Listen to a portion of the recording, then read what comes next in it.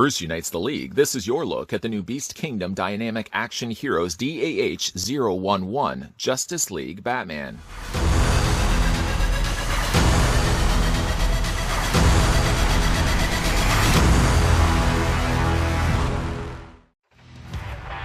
With a completely new redesign of the Dynamic Action Heroes series, Beast Kingdom is excited to recreate Batman, the only mortal superhero in the Justice League team. Using the original 3D scans of Ben Affleck, the Dynamic Action Heroes one-ninth scale action figure perfectly embodies the latest Batman's ferocious raw appearance. The true-to-life, professionally hand-painted and assembled body fully replicates the Dark Knight's tough charisma from the movies.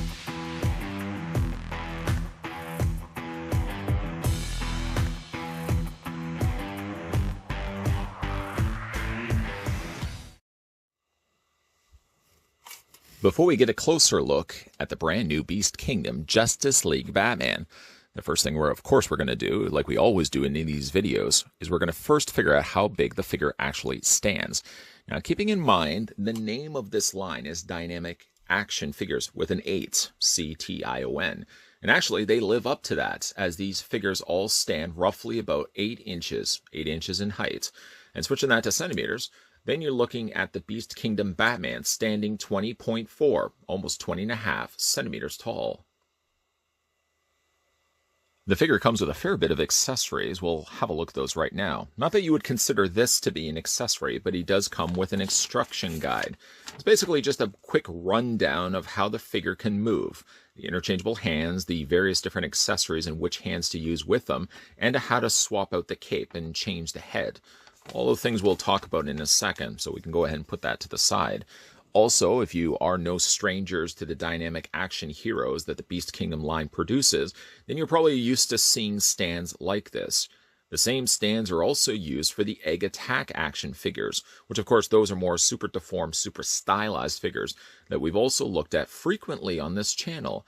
This one does have, of course, the Justice League logo along the top, and it does have Batman on the front, and yes, unfortunately, it does cause a lot of fingerprint problems. You might find yourself frequently wiping down the stand, because it's really prone to, like I said, picking up all those fingerprints along the way. Every time you basically touch these, you're guaranteed to be leaving behind your fingerprints. Anyways. It does also come included with a display stand, the same stand that we see before. Beast Kingdom, of course, still present on the side, and it does have a ratcheted joint, so you can bring that forward, you can bring that back. This does technically rotate only by the way it's pegged into place to the base. This does move up and down, and it does have these side prongs that basically will clamp around Batman's waist. In a way, I kind of hope down the road they could release longer versions of these to give you 2 versions, smaller, the ones that we're looking at here, and a longer version if you want to have Batman more in a flight pose, because you can't quite pull that off with the length of stand that they supply for this stand here. Anyways, we'll put that down. Having a look at the other accessories, Batman comes included with his grapple gun. Not having the other one with me presently, the Batman v Superman version of Batman, I think, though, that this is the same grapple gun that he had come included with. Perhaps the paint has maybe been changed ever so slightly, but other than that, I don't think much has really been changed at all to the mold. The handle looks the same, as well as the actual barrel and cartridge. There's still that hole on the end of it that comes included with an additional hook that you can just attach. Just take the peg and fit that into the hole. Couldn't be any bit more easier than that. My one hook here, and it only does come with one, is slightly warped. I'm going to see if I can maybe heat and mold that back into place, but a decent overall looking grapple line, and then you can add one further to that. They do also give you an extra line. It's basically just it's not even a wire frame necessarily. I suppose you could bend it a bit, but it's more or less just a tight cording. And the idea is that on one end, let me just draw one line of it out. You just pull this out, fit this in, just like that. And then the other end, you could probably see where this is going. You're going to take the hook, and that just fits onto the end. So again, you have a grapple line. I'm just not fully extending it, because the likelihood of me probably using it is slim to none. But it's nice, again, that they come included with accessories like this. Again, the grapple line goes a long way, especially for Justice League Batman, as I would be most definitely looking to display the figure with this as his accessory. But if you want to go a little further than that, Batman also comes included with some batarangs. 3 to be exact. Let me go see if I can grab all 3 of these without dropping any of them. I thought for a second that these were all done in metal. I just think at the end of the day they're probably just all plastic. But they're all the same to one another. Nothing really does get changed between them. And it looks like they're just straight out the mold plastic color. In other words, they haven't really used any additional paint to it to give it any wear and tear. It's just, like I said, the defaulted black plastic that they used. Or if anything, they probably may have painted the plastic with a coat of black just to seal it off and make it look a little more finished. But he does get a couple of those as well. Then, of course, he comes with a whole bunch of interchangeable hands. We'll have a look at those right now. A pair of relaxed hands. Not the most exciting, I know, and certainly when it comes to Batman, I'm probably not going to be displaying him with these hands. He comes with a couple of gripping hands. One is best suited for holding with the grapple gun. We just sort of fit that in between his hand like so. Like that. And he can hold the grapple gun in place. And then he does have a couple of extra hands suited for holding the batarangs, where again, you can just take those batarangs that we just looked at, fit them in between Batman's hands.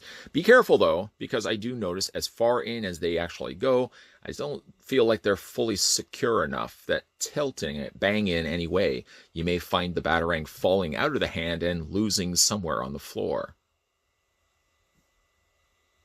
The figure also includes one other notable accessory. Try not to have that roll across the floor. And that is a defaulted, unmasked Bruce Wayne head sculpt. As you can see, sculpted to look like actor Ben Affleck. Now, I will say, it still probably leaves a little bit to be touched up on paint. But I think the initial sculpt on it is pretty good when it's all said and done. He seems a little swollen on the chin area, something I'll mention again when we'll talk about the Batman defaulted head sculpt. But I think for a working place, it's not a bad-looking head sculpt at all. Sometimes a lot of these are hit or misses. If you are somebody that enjoys to pick up the import figures, like the SH Figure Arts and figures along those lines, sometimes the head sculpts are good, other times the head sculpts aren't so good. And I think this one falls into a closer category of being an actual decent-looking head sculpt, recreating, again, Ben Affleck. Now, to put this onto Batman's head, you'll see there's a socket hole on the underside here. What you're going to basically be doing is you're going to take Batman's head sculpt off. Don't worry, I'm going to do comparisons with this figure in a second. But you're going to just pop the head off the ball joint like so. And then you're going to go ahead and slide this piece off completely as well. You're also then going to go ahead and take the neck area. This sort of just drapes down. You want to make sure you just sort of line things up. And then he does have a secondary neck piece. In fact, actually, I'll just put the figure down so I can show you the difference between the two.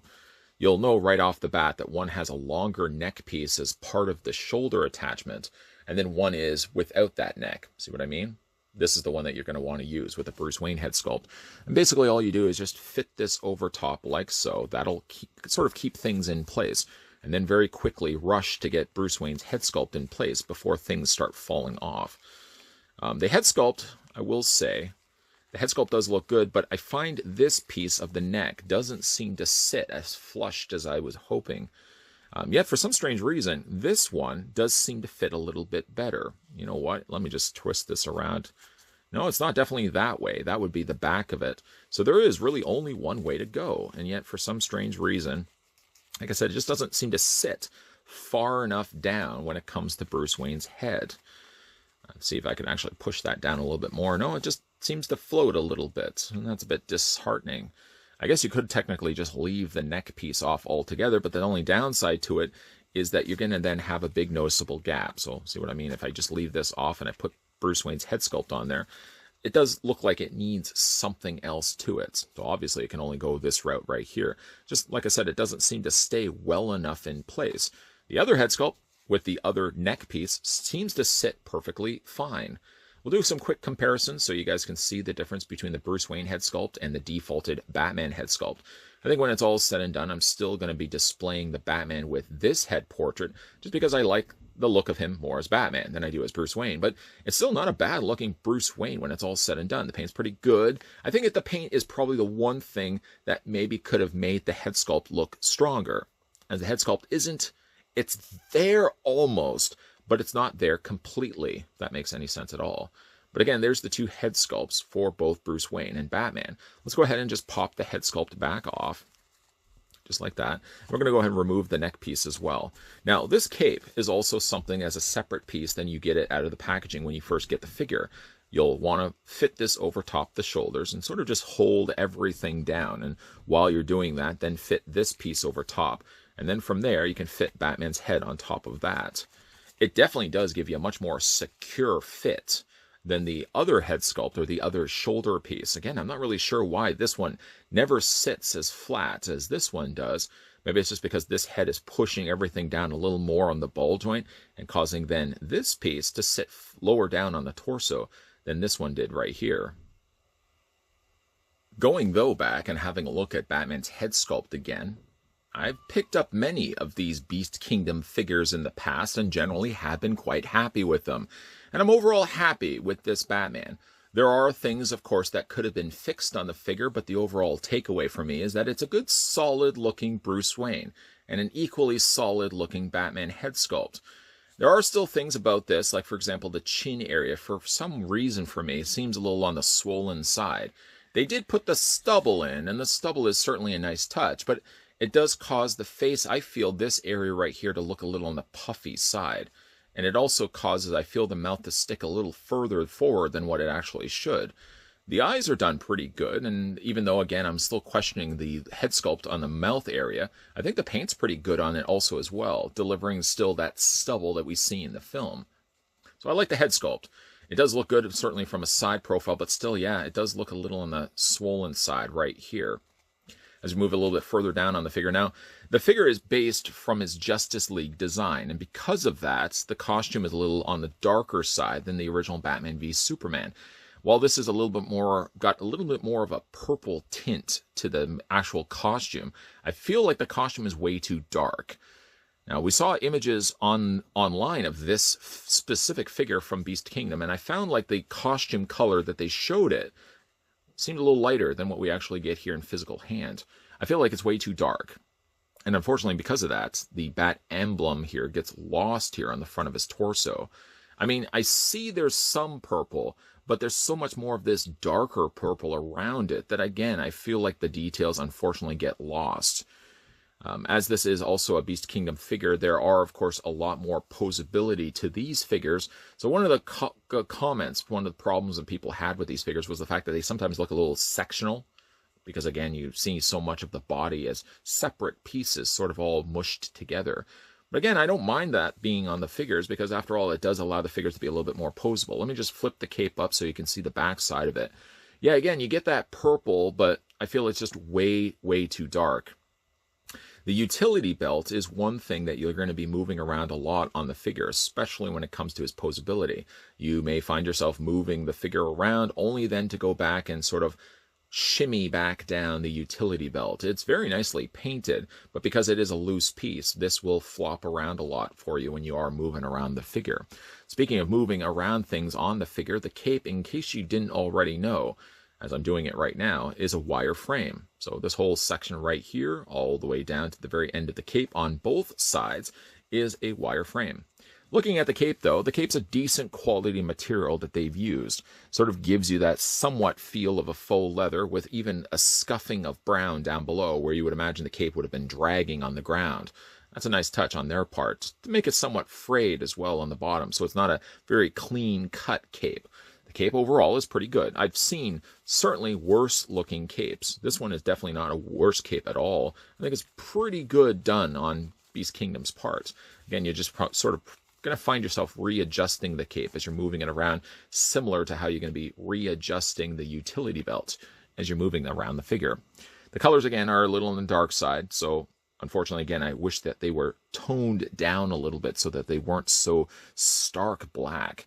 Especially when you're looking at like his gloves, for example. His gloves being black in the film with gold accents there on the brass knuckles as well as the blades here on the sides. Unfortunately, the gloves just sort of blend into the rest of the costume because, again, the costume color is way, way too black. Looking at the articulation now on Batman, his head does move up and down. Not a lot, though, because unfortunately the ball peg is very, very small. because it runs such a length, it goes from basically this part of his body all the way up to his head.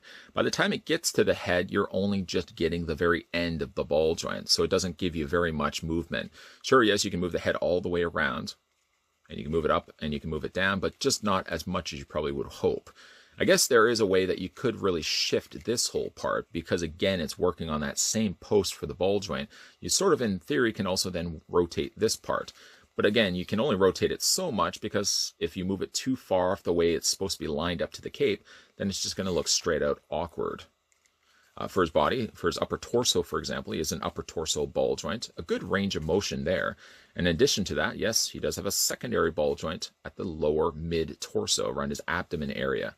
But as I said before, as you're moving the figure around, this is probably going to flop around a lot for you. So you may want to get it to the pose that you want, and then sort of go back and just shimmy back down that utility belt. In addition to that, Batman does have articulation in the arms. You can move the arms forward and back. There's a little hinge joint probably you can quite easily see right there. You see what I mean? Again, like this area here is just way too dark. I know I mentioned it probably at nausea already, but I just wish that this was a lighter color of purple. When we initially saw the images online, I felt like the color that they used for Batman was much lighter than the one we actually end up getting in hand. Anyways, he does have an arm swivel. Well, first of all, actually, his arm hinges out to a full 90-degree angle bend. And then in addition to that, he has a bicep swivel that swivels all the way around. He has a double hinge on the elbow. Because the hinge joints are so small and close together, it means really, even though he has a double hinge on the elbow, he can only really do to about there on his arms. You can't really get it and force it any further past that point. In addition to that, the hands rotate all the way around. Whatever hand you decide to go with, they are, after all, being pegged on there by a ball joint. Then you get to the lower half of him, and we can just bring that up just like so. When we get to the lower half of Batman, his legs split out, and also a lot of these dynamic action heroes, you can actually bring these legs down further than what they may seem should look right. It just allows for the legs then to get a much more wider range of motion, because without that, you wouldn't be able to bring the legs up that far. So that's a nice touch on their part. And then when you're done, you just sort of push that back up, like so. He does have a swivel at the top cut of the thigh. He has a double hinge on the knee. He has no articulation in the foot to speak of, or at least the boot area to speak of, but his feet do pivot back and forth. You can rotate the feet all the way around, and he does also have toe articulation. Just in case you are curious as well, Batman has no peg holes on the undersides of his feet, but again, he does have the display stand, so if you want to give him in a more somewhat interesting dynamic pose, even though the length of neck isn't nearly long enough to pull off him in flight pose at least. But at the very least, you can put Batman in a little bit more of a dynamic pose than simply just having him in a museum pose like this. All in all, a pretty good looking Batman.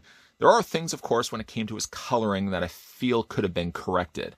And even with the Bruce Wayne head portrait being on his shoulders instead of Batman's, I just again feel like that shoulder piece that sits on top of the cape doesn't sit low enough, doesn't sit nearly low enough like Batman's does when you have Batman's portrait on instead.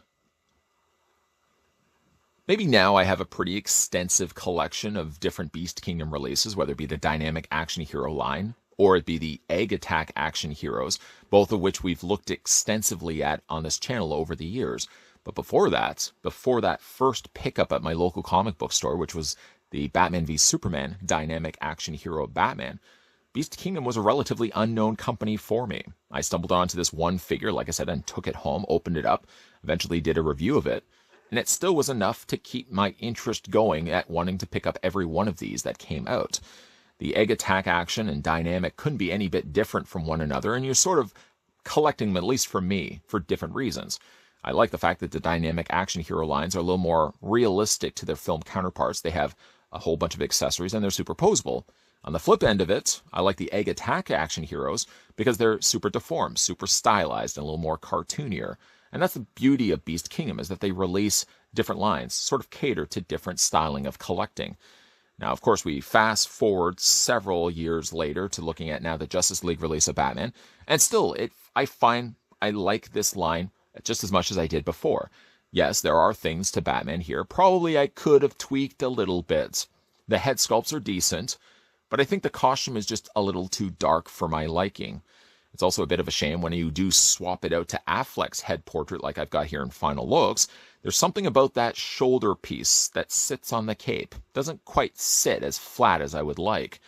Despite that, though, I think it's a good-looking figure. And while other people are going the route of SH Figuarts or Figma-based figures, I mean, the Beast Kingdom is still churning out some solid-looking figures, super posable, and some of them are a little bit better than others, yes, I admit that. But I like what they're doing with the Batman v Superman, and I'm liking what they're doing with the Justice League line.